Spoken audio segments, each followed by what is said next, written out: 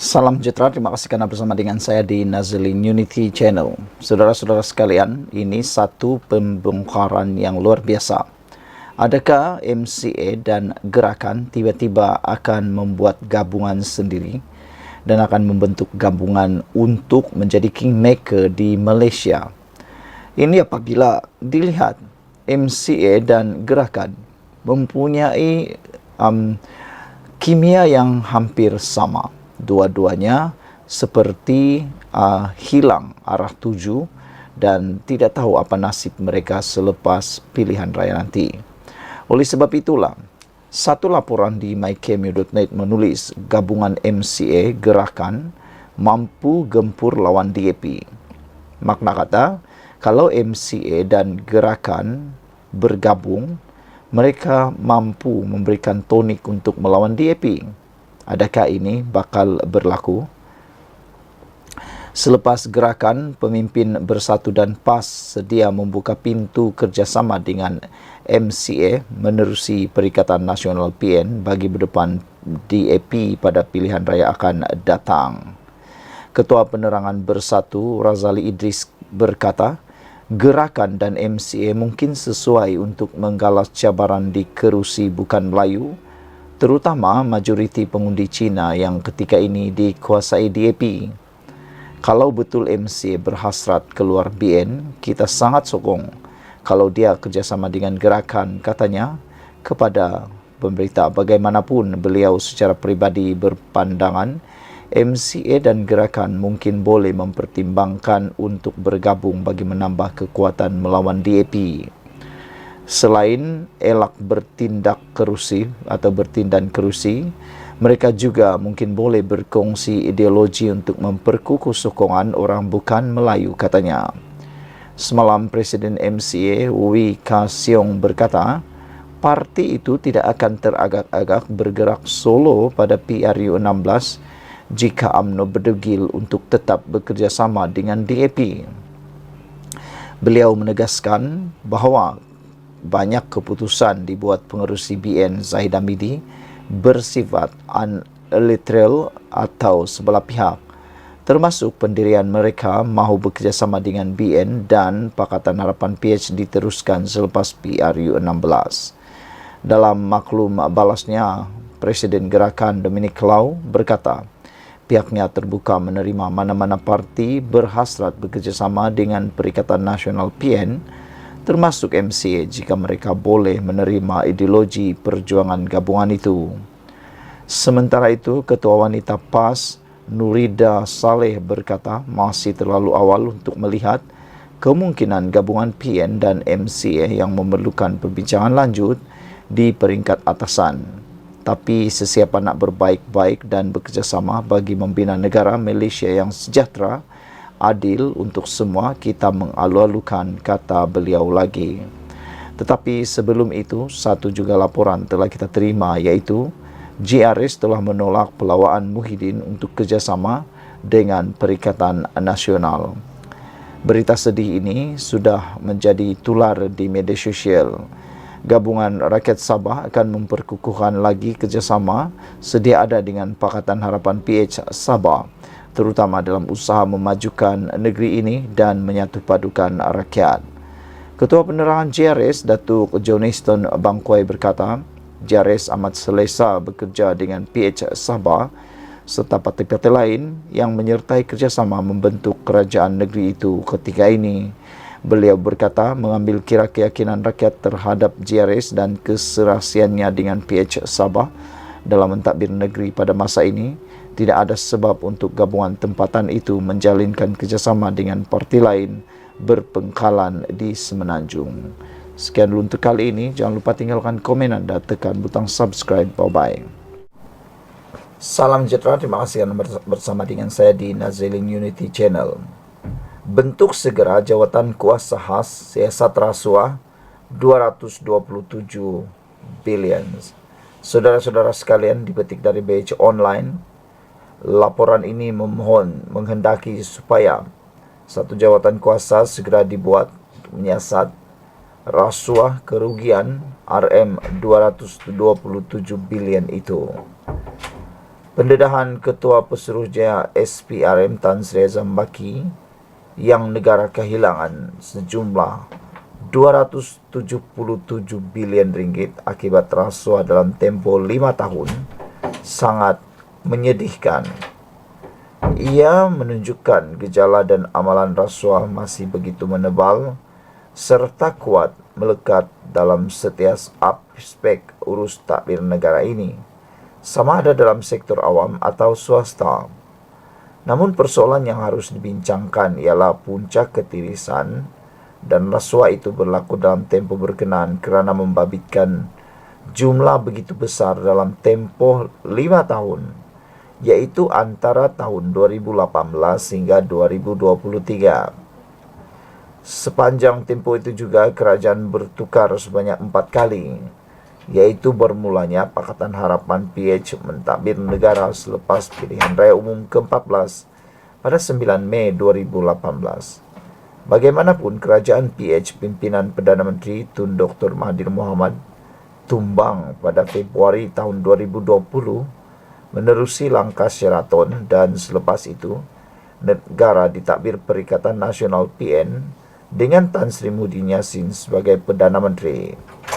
Kerajaan PN pula ketika itu tersepit dengan penularan pandemik COVID-19 sehingga terpaksa melaksanakan Perintah Kawalan Pergerakan PKP bermula 18 Mac 2020 selepas Muhyiddin dijatuhkan. Negara dipimpin Datuk Seri Ismail Sabri Yaakob bermula 21 Ogos 2021. PKP kemudian ditamatkan pada 31 Disember 2021. Kerajaan kemudian bertukar lagi selepas PRU 15 pada 19 November 2022, menyaksikan munculnya kerajaan perpaduan pimpinan Datuk Seri Anwar Ibrahim. Bermakna, sepanjang tempoh 5 tahun itu, terdapat banyak lapisan dan tingkatan rasuah berlaku dalam tempoh 5 tahun itu jika disandarkan kepada pendedahan terbaru Azam Baki semalam. Justru bagi mencari titik punca dan menyiasat setiap lapisan rasuah itu, sudah tentu menuntut kepada satu penyiasatan menyeluruh serta bersepadu SPRM bagi membongkar apa yang berlaku dalam setiap kerajaan ketika itu.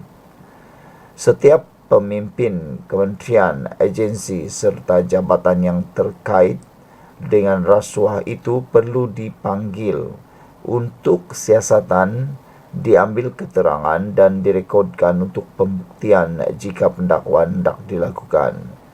Satu jawatan kuasa khas atau Suruhanjaya Diraja dianggotai tokoh berwibawa serta berpengalaman wajar ditubuhkan untuk menyiasat kehilangan 277 bilion rasuah ini. Ia mungkin bukan satu tugas mudah atau proses singkat, namun jika tiada siasatan lanjut dilakukan, sudah tentu kewibawaan negara akan dipertikaikan dan peranan SPRM serta agensi penguatkuasaan lain akan dipersoalkan. Apa yang penting, belum terlambat bagi kerajaan dan SPRM untuk menjalankan siasatan, bedah siasat dan seterusnya menasihatkan Jabatan Peguam Negara mengambil tindakan terhadap pihak terkait dengan soal ketirisan sejumlah wang besar ini. Siasatan juga perlu bebas daripada pengaruh politik atau elemen membalas dendam, sebaliknya perlu berteraskan prinsip Malaysia Madani dan semangat melaksanakan reformasi institusi. Sekian dulu untuk kali ini. Jangan lupa tinggalkan komen anda, tekan butang subscribe. Kita jumpa lagi. Bye-bye. Salam sejahtera. Terima kasih kerana bersama dengan saya di Nazilin Unity Channel. Akhirnya polis tampil membuat pengumuman yang mengejutkan berkait dengan serangan terhadap pemain bola sepak yang menjadi perbualan hangat dan menjadi isu besar di Malaysia. Polis menolak dakwaan komplot besar dalam serangan terhadap pemain bola sepak. Bukit Aman menolak dakwaan terdapat komplot antara ahli politik, polis dan Samsing di sebalik serangan terhadap 3 pemain bola sepak tempatan, Akyar Rashid, Faisal Halim dan Syafiq Rahim. Pengarah Jabatan Siasatan Jenayah JSJ Bukit Aman, Muhammad Suhaili Muhammad Zain berkata, sekurang-kurangnya satu akaun media sosial yang berkongsi dakwaan sedemikian menggunakan profil palsu. Kami memantau situasi. Kami tidak ada jumlah akaun palsu pada masa ini, sebab kadang-kadang ada muncul selepas itu sudah tiada. Kita akan meminta bantuan SKMM untuk bantu Polis Diraja Malaysia PDRM dalam mengenal pasti pemilik-pemilik akaun media sosial ini, kata Suhaili semasa sidang media di Bukit Aman hari ini.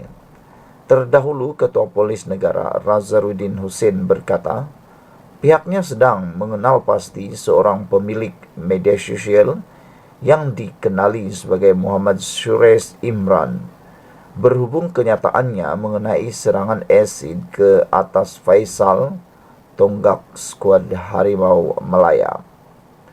Media sosial itu juga mengaitkan istana dalam komplot itu. Malaysia kini tidak dapat mengesahkan kesahan dakwaan-dakwaan tersebut. Sementara itu, Suhaili berkata, pihaknya juga sedang menyiasat kes serangan membabitkan 3 pemain bola sepak negara sekiranya berkait dengan isu tohmahan yang melanda Persatuan Bola Sepak Malaysia FAM bulan lalu. Kita lihat keseluruhan adakah tohmahan kepada FAM sebulan yang lalu, yang mana Suruhanjaya Pencegahan Rasuah Malaysia SPRM telah nyatakan bahawa tohmahan tidak berasas. Adakah disebabkan kenyataan itu membawa kepada tindakan sebegini? Ketidakpuasan hati kepada FAM diluahkan kepada pemain kebangsaan. Kita libatkan semua sudut dan aspek siasatan, katanya. Kata Suhaili, kes yang melibatkan serangan terhadap Akyar, Faisal dan Syafiq kini disiasat oleh Unit Siasatan Jenayah Terkelas JC Bukit Aman. Bagi kes kedua Faisal, kita sedang tunggu beberapa laporan, khususnya laporan kimia berkaitan asid yang digunakan suspek. Saya juga menunggu laporan daripada pegawai saya. Bagaimana daripada kecederaan tahap 2 merebak ke tahap 4, katanya. Menurut Suhaili, motif kejadian masih dalam siasatan kerana berdasarkan kes pertama, serangan mengakibatkan kerugian, kes kedua melibatkan kecederaan, manakala kes ketiga pula mengakibatkan kerugian kerana kerosakan kenderaan. Sebab itu kes dibawa ke Bukit Aman, katanya. Setakat ini, Suhaili berkata polis telah merakam keterangan seramai 15 orang. Untuk kes kedua, seramai 10 orang telah direkod keterangan termasuk ahli keluarga dan saksi berhampiran. Dalam pada itu, turut mengesahkan laporan dibuat pihak pengurusan Selangor FC dan siasatan dijalankan oleh JSJ USJT JSJ Bukit Aman. Tambah Suhaili, pihaknya juga mendapati corak serangan terhadap ketiga-tiga pemain bola sepak tempatan dikenal pasti menggunakan modus operandi yang sama. Suhaili berkata modus operandi yang digunakan dalam kejadian pertama pada 2 Mei sehingga Selasa lalu adalah sama, iaitu membabitkan 2 individu.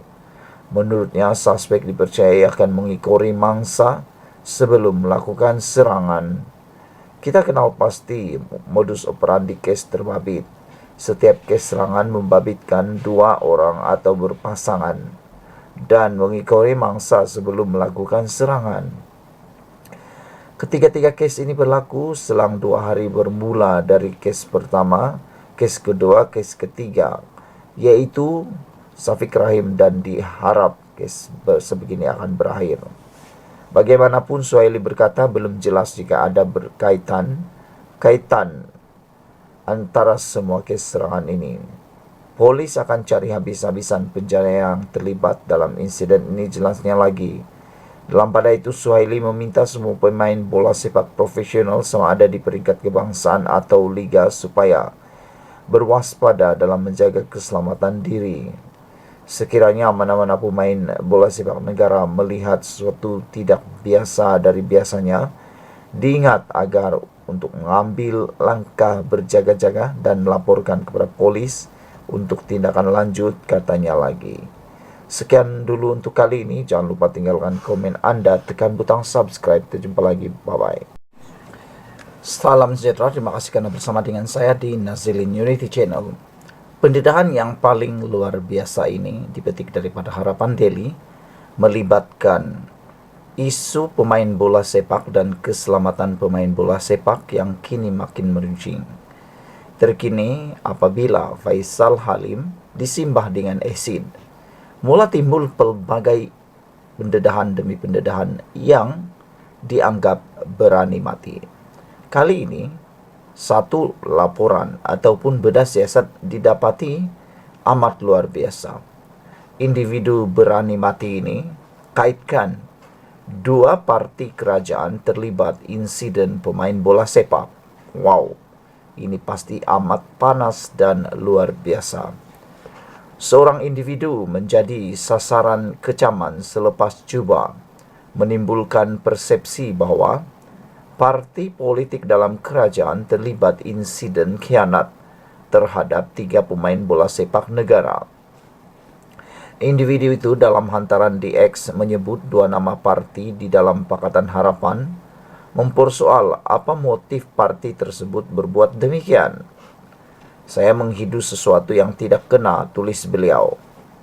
Mungkin menteri dan timbalan menteri daripada DAP dan PKR membayar pelaku kejadian samun, simbah asid dan pecah cermin kereta pemain-pemain bola sepak, tulis beliau.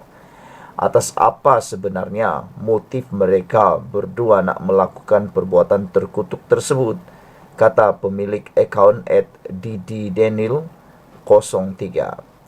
Hantaran itu bagaimanapun tidak dapat dikesan, dipercayai, dipadam selepas orang ramai menyebut nama PDRM dan MCMC di ruangan komen untuk dakwaan itu disiasat. Bagi penyokong kerajaan, mereka menyifatkan dakwaan itu satu fitnah besar yang perlu diambil tindakan. Ini fitnah besar untuk pemimpin atau pimpinan kerajaan perpaduan. Harap ada tindakan diambil kepada pemilik akaun di Daniel03, tulis Amir Hamzah. Hasil pemerhatian, akaun itu sering mengkritik parti-parti politik baik kerajaan maupun pembangkang. Syafiq Rahim menjadi mangsa hianat ketiga apabila cermin kereta belakang kereta milik pemain bola sepak itu dipecah menggunakan tukul di Jalan Seri Gelam, menghala Pantai Lido, Johor Bahru malam kemarin. Menurut perkongsiannya di akaun Instagram, kejadian tersebut berlaku kira-kira pukul 10.05 malam ketika beliau selesai mengambil barang di pusat latihan JDT Seri Gelam. 3 Mei lalu, pemain Terengganu FC TFC Muhammad Akyar Abdul Rashid cedera dipukul dengan sebatang besi boleh laras oleh 2 lelaki dalam kejadian bermotifkan samun di sebuah apartmen. Kemudian, pemain Selangor FC Faisal Halim pula disahkan melecur tahap 4 terkena simbahan asid di pusat beli belah Petaling Jaya pada 5 Mei. Sekian untuk kali ini. Jangan lupa ikuti terus ulasan demi ulasan, kupasan demi kumasan yang menarik tentang isu-isu terkini yang terjadi di seluruh Malaysia. Sekian dulu. Malaysia kita punya, kita jaga sama-sama. Cintai Malaysiaku. Kita jumpa lagi. Bye-bye. Salam sejahtera, terima kasih karena bersama dengan saya di Nazilin Unity Channel. Isu paling hangat di seluruh Malaysia hari ini melibatkan kehilangan uang Malaysia sebanyak 277 bilion ringgit. Saudara-saudara sekalian, angka ini cukup menggemparkan kita, cukup membuatkan kita teriak. Teriak bukan karena apa, teriak tertarik, terkejut, dan mungkin sedikit marah. Manakah tidak, uang 277 bilion ini bukan nilai yang kecil. Ya, bukan juta, bukan juga ribu, bukan juga ratus juta. Tapi ini melibatkan 277 bilion. Siapa yang sakau, siapa yang telan, siapa yang makan. Ini semua disebabkan oleh perbuatan rasuah. Dan ini didedahkan sendiri oleh Badan Siasatan Jenayah Malaysia yang berkaitan dengan rasuah, iaitu SPRM. Azam Baki akui sendiri bahawa negara telah hilang RM277 bilion akibat rasuah.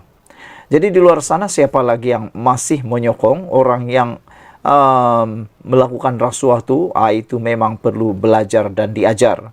Dan bagi mereka yang masih lagi tidak menyokong tindakan Anwar Ibrahim membenteras rasuah sehingga ke akar umbi, maka anda juga perlu belajar sesuatu. Kerana apabila dihitung-hitung, diumpul-kumpul dalam beberapa tahun saja, negara telah hilang 277 bilion.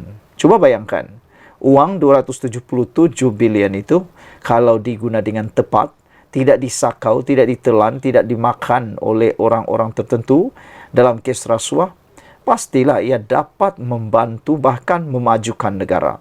Kalau itu digunakan untuk menaikkan taraf hidup rakyat, sudah berapa ramai orang yang boleh jadi jutawan. Saudara-saudara sekalian, negara kehilangan sejumlah RM277 bilion akibat rasuah dalam tempoh 5 tahun lalu. Bayangkan, dalam tempoh 5 tahun lalu sahaja, kita sudah kehilangan 277 bilion. Jadi bayangkanlah, dalam tempoh jangka waktu negara kita merdeka, kalau rasuah ini tidak terus dihentikan, dikekang dengan serius, berapa nilaikah yang kita akan kerugian? Baru 5 tahun, SPRM sudah mengira sebanyak 277 bilion sudah pun hilang. Kalau dihitung lagi, kalaulah kita tidak berusaha, tidak bersungguh-sungguh serius memerangi rasuah pada hari ini, bayangkan apa jadi 5 tahun lagi. Mungkin ianya akan jadi triliun. Saudara-saudara sekalian, perkara ini diakui sendiri oleh Ketua Pesuruhjaya SPRM Tan Sri Azam Baki. Beliau berkata, kerugian itu adalah berdasarkan perkiraan keluaran dalam negara kasar KDNK dari tahun 2018 hingga 2023. Beliau berkata, 277 bilion itu adalah angka yang terlalu besar dan seharusnya diselamatkan dan digunakan untuk membantu rakyat dan meningkatkan infrastruktur awam seperti membaiki sekolah dan hospital. Strategi pemberantasan rasuah nasional yang dilancarkan pada hari ini memberi impak dan dilaksanakan dengan menggunakan pelbagai pendekatan dan metodologi bagi mengenal pasti bidang-bidang yang terdedah kepada risiko terkini rasuah dalam negara. Antaranya adalah melalui dapatan penyelidikan sektor-sektor yang cenderung kepada rasuah, salah guna kuasa, ketirisan, penyelewengan dan kelemahan pentadbiran, serta tata kelola yang telah dibentangkan dalam persidangan penyelidikan governance, integriti dan anti rasuah tahun lalu. Yang turut hadir pada acara itu ialah Timbalan Perdana Menteri Datuk Seri Ahmad Zahid Hamidi dan Datuk Seri Fadilah Yusof, Ketua Setiausaha Negara Tan Sri Muhammad Zuki Ali. Saudara-saudara sekalian, itulah dia pendedahan yang paling menarik sekali untuk hari ini. Apa pendapat anda? Sila tinggalkan komen anda, kita jumpa lagi.